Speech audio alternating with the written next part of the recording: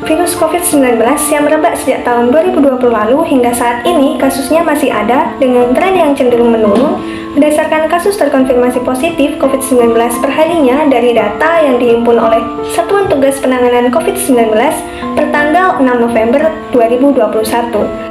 Sejalan dengan hal ini, penelitian yang dilakukan oleh Putri pada tahun 2021 menyatakan bahwa dampak pandemi berimbas pada sektor perekonomian dan ketenagakerjaan, di mana terjadi jatuhnya daya beli masyarakat karena berkurangnya pendapatan dan adanya peristiwa pemutusan hubungan kerja atau PHK, akibat industri mengalami kerugian besar sebab pembatasan mobilitas yang menghambat banyak aktivitas produktif. Tak hanya itu, Lupitasari tahun 2021 menyatakan bahwa selama pandemi juga terjadi banyak bencana alam seperti banjir, tanah longsor, erupsi gunung berapi, gempa bumi, dan angin puting beliung. Atas permasalahan tersebut, berbagai pihak, bahkan pemerintah, melakukan upaya penggalangan dan penyaluran bantuan donasi berupa uang maupun non-tunai seperti barang kebutuhan pokok. Saudara, Kejaksaan Negeri Kabupaten Tanggerang, Banten menetapkan 2 pendamping sosial sebagai tersangka untuk kasus dugaan korupsi bantuan sosial atau bansos. Menteri Kabinet Indonesia Maju ditetapkan sebagai tersangka atas kasus korupsi. Seorang pendamping bantuan sosial program Keluarga Harapan di Malang, Jawa Timur jadi tersangka kasus korupsi ratusan juta rupiah. Penny Tri Herdiani ditetapkan sebagai tersangka oleh Satreskrim Polres Malang dalam kasus korupsi dana keluarga penerima manfaat. Akan tetapi dalam penerapannya terdapat penyalahgunaan bantuan yang tidak tepat sasaran.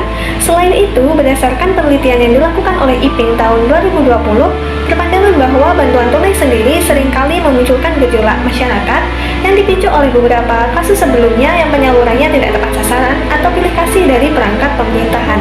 Sebagai upaya menghapus kemiskinan, khususnya akibat dampak yang ditimbulkan pandemi COVID-19 serta musibah bencana alam yang sesuai dengan tujuan Sustainable Development Goals 2030 atau SDGs 2030 yang ke-1 yaitu tanpa kemiskinan, serta dikaitkan dengan peran teknologi yang berdasarkan penelitian oleh Munaf tahun 2008 menyatakan bahwasanya peran teknologi saat ini dirasa banyak memberi kemudahan dalam menyelesaikan permasalahan yang ada dan menjawab kebutuhan-kebutuhan baik yang telah nyata ataupun yang dirasakan dan diinginkan adanya, bahkan yang diantisipasi akan diinginkan merupakan tujuan dari pengembangan teknologi itu sendiri. Maka dari itu diperlukan suatu solusi sebagai pemecah permasalahan distribusi bantuan non-tunai kepada masyarakat secara merata dan tepat sasaran. Oleh karenanya, kami, mahasiswa dari Universitas Negeri Surabaya dengan bangga menghadirkan gagasan berjudul Implementasi Fungsional Autonomous Car sebagai fasilitas penyaluran bantuan non-tunai tepat sasaran berprinsip hukum Kirchhoff 1 dalam pemulihan korban bencana. Teknologi autonomous car, kendaraan mobil otomatis atau autopilot yang berupa alat transportasi otomatis yang dapat dikendalikan dan dikelola dengan meminimalisir jumlah pihak yang turut andil dalam penyaluran bantuan sebagai operasional distribusi bantuan non-tunai kepada korban terdampak pandemi COVID-19 maupun bencana alam, sehingga penyaluran bantuan dapat dilakukan secara tepat sasaran, sesuai dan sistematis dari hulu yang direncanakan dan dirancang oleh pemerintah atau pihak inisiator bantuan hingga penerimaan oleh korban terdampak.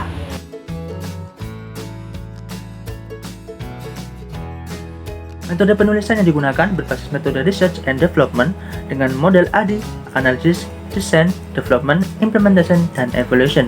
Dalam esai ini memberikan penekanan lebih kepada analisis, desain, serta beberapa development. Pada tahap analisis dilakukan proses brainstorming dari gagasan serta mengkaitkan dengan studi literatur yang relevan. Kemudian pada tahap desain dilakukan proses pembuatan operasional kerja secara keseluruhan dalam penerapan alat. Selanjutnya adalah proses perancangan sistem untuk alat itu sendiri yang ditampilkan dalam bentuk blok diagram yang termasuk dalam tahap development. Setelah itu memasuki tahap pengimplementasian, memerlukan pihak-pihak terkait dalam proses penerapan atau running terkait sistem yang telah dibuat. Terakhir dilakukan tahap revisi dan finishing apabila ada koreksi dan penyempurnaan yang termasuk dalam evaluasi.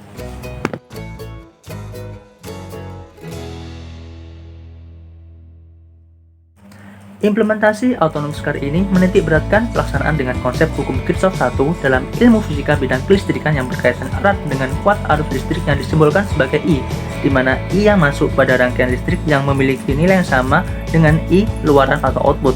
Hal tersebut yang menjadi penerapan yang sama dalam upaya pendistribusian bantuan sosial kepada masyarakat yang membutuhkan dan terdata secara merata dan tepat sasaran. Dalam gagasan ini dibutuhkan beberapa komponen penyusun seperti LIDAR sebagai masukan pemetaan, pemantauan, dan pengukuran jarak objek menggunakan sinar laser. Kemudian teknologi YOLO seperti pada tampilan gambar ini yang menggunakan peran machine learning CNN yang dapat mereduksi dimensi spasial frame menjadi ukuran yang diinginkan dalam penerapan YOLO sebagai otomasi mobil untuk melakukan kemudi sehingga mobil dapat berkendara tanpa peran manusia atau sopir. Selanjutnya diperlukan GPS dalam pemberian informasi penunjuk arah, pola pergerakan, dan pelacakan mobil itu sendiri oleh pengendali terpusat. Selain itu juga diperlukan CCTV sebagai pemantau saat operasional distribusi bantuan. Terdapat 4 tahapan proses penerapan sistem autonomous car itu sendiri untuk distribusi bantuan non-tunai yang diawali dan kinerja lidar dan kamera dalam proses masukan. Lalu ada CNN yang melakukan image processing, kemudian proses pembagian dan prediksi oleh YOLO, dan terakhir yakni menghasilkan output otomasi dalam braking, throttle, brake, and steering.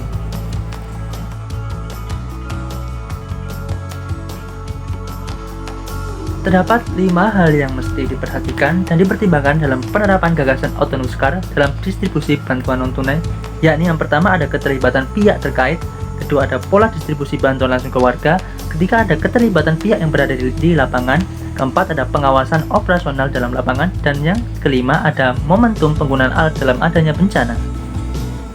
Beberapa pihak yang terlibat dalam penerapan gagasan ini yakni lembaga sosial penyedia bantuan baik dari pemerintah maupun independen atau swadaya, kemudian ada dari perangkat kemasyarakatan yang terkait, dan terakhir ada aparat keamanan dengan peran masing-masing. Kemudian pada pola distribusi bantuan langsung ke warga yang dibuat atas dasar ketersediaan dan kemampuan akses mobil untuk masuk langsung ke kawasan pemukiman warga yang mendapat bantuan. Dibuatlah 2 pola penyaluran bantuan dengan asumsi rumah warga penerima bantuan dapat dijangkau oleh mobil otomatis penyalur bantuan atau yang tidak bisa diakses. Dalam hal keterlibatan pihak yang berada di lapangan, tidak banyak jumlah yang terlibat, justru ditekankan dengan jumlah seminimal mungkin. Yang terpenting adalah petugas sebagai controlling dan validasi dalam penyaluran bantuan secara langsung ke masyarakat. Kemudian dalam aspek pengawasan dilakukan secara terpusat secara jarak jauh melalui CCTV atau bila memungkinkan menyertakan aparat keamanan yang langsung ke lapangan dengan jumlah yang sangat minimum dan dibatasi. Dan yang terpenting bahwa autonomous car ini dapat digunakan tidak hanya karena adanya pandemi saja, bahkan pasca meredanya pandemi sangat memungkinkan juga untuk digunakan dengan keunggulan tenaga kerja yang terlibat dapat diminimalisir.